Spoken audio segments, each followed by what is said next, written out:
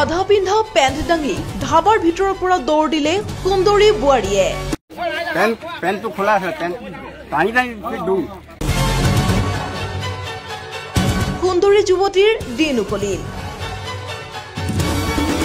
এবাৰ ধাবাত সুন্দৰী বোৱাৰীৰ এন্ট্ৰি।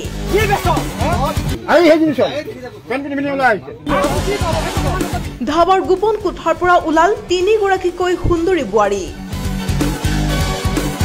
গৰমত গৰম হোৱা দেহা আৰু গৰম কৰিছে তিনি সুন্দৰী বোৱাৰীয়ে। এইবাৰ ধাবাত সুন্দৰী বোৱাৰীৰ এন্ট্ৰি। জুন মাহৰ গেলা গৰমকো নেওচি মৰম দিবলৈ ধাবাৰ গোপন কক্ষত এন্ট্ৰি মাৰিছে বোৱাৰীয়ে। এগৰাকীকৈ মুঠ তিনিগৰাকীকৈ বোৱাৰী। কেমেৰা দেখি লাজত মুখ ঢাকিবলৈ কৰিছে ব্যৰ্থ চেষ্টা। এগৰাকীয়ে আকৌ কেমেৰা দেখি আধা পিন্ধা পেণ্ট দাঙিয়েই দিলে দৌৰ। এই দৃশ্য কামপুৰৰ দুখনকৈ ধাবাত ৰাইজে চলোৱা অভিযানত পোহৰলৈ আহিল যে কি চলে একাংশ ধাবাত।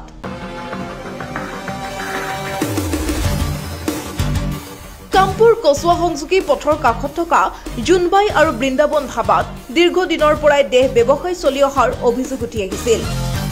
অৱশেষত স্থানীয় ৰাইজে নিজেই চলালে অভিযান চলাই চকু কপালত উঠিল স্থানীয় ৰাইজৰ। কিয়নো দুয়োখন ধাবাৰ পৰা অসংযত অৱস্থাত উদ্ধাৰ হল তিনিগৰাকীকৈ বোৱাৰী।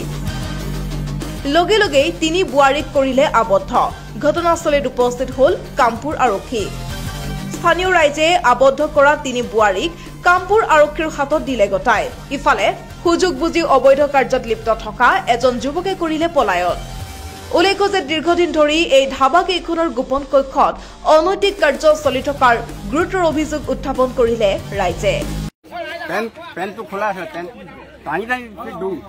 কোন ক'ত পাইছিলে আপোনালোকে?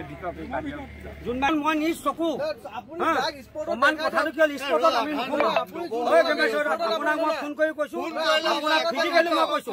ক'ত ঘৰ আপোনাৰ? তেতেলী খুৰা। ইয়াত কিয় আহিছিলে?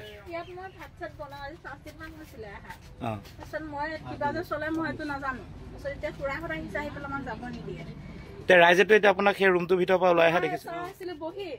যেতিয়া মানুহকেইজন বয়সস্থ মানুহ অহাৰ কাৰণে মই মানুহ গৈ পেলাই কাপোৰ কেইটা পিন্ধি লওঁ, মই পিন্ধিবলৈহে তালৈ গৈছো।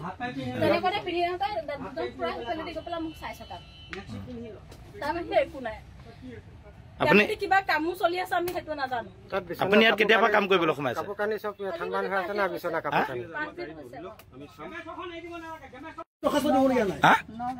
নগাঁও।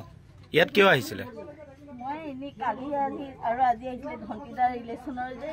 কি হয় ধন্তি? কি হয় আপুনি? কেনেকুৱা ধৰণৰ ৰিলেশ্যনৰ? পাতি লোৱা দাদা। নগাঁও ক'ত ঘৰ আপোনাৰ? বৰদোৱা। আপুনি বৰদোৱাৰ পৰা ইয়াত দাদাক ধাবা লগ কৰিবলৈ আহিছে?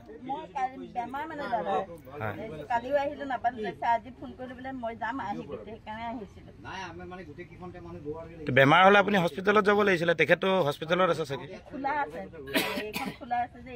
আপোনাৰ লগত থকা গৰাকী ঘৰ ক'ত? ইগৰাকী ঘৰ তেতেলী খোৱা। তেওঁ বোলে মতা মানুহে কাম কৰিব নোৱাৰে। কামপুৰৰ পৰা ৰূপজ্যোতি ভূঞাৰ ৰিপৰ্ট, প্ৰতিবিম্ব লাইভ।